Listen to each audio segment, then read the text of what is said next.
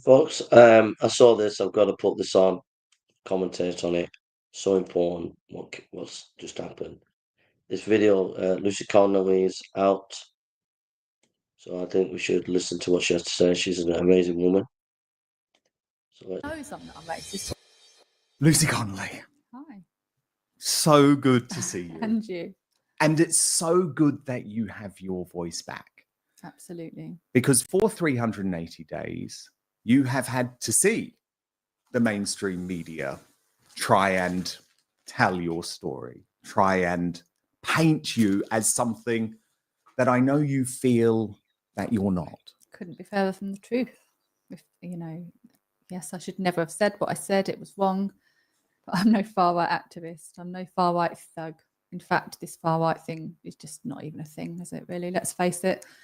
And it's a way to deride patriots. It is, you're shutting people's voices down. So let's give them a label. Let's tell them they're bad people, because then they'll be quiet. So you're a patriotic mum who believes in our country, but is very worried about what's happening.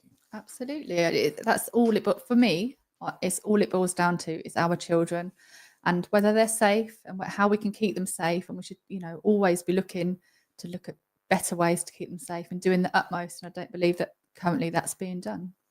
Now, look, we've got lots of time today, so we can tell this full story. And I think it is really important that we go back to the day of the South.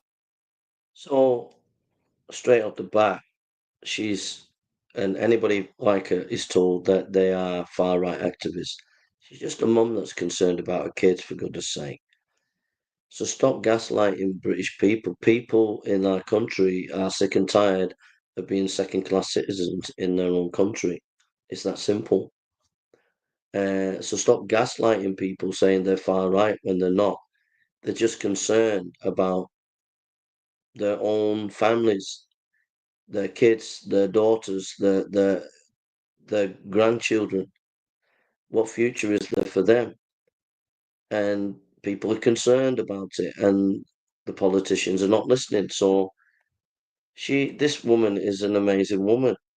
Simple as. Massacre. Because I believe it was a day that changed the United Kingdom forever. Sometimes one of those stories, especially side sleepers. So I almost made the dumbest mistake of my life. I got this contour pillow called Darila Ergo. Is just so horrendous and taps into something in our national psyche. But obviously for you, this was another level, because the loss of your son at just 19 months old, Harry, as a result of NHS neglect in 2013, means that you are acutely aware of what it is like to lose a child, something you never get over.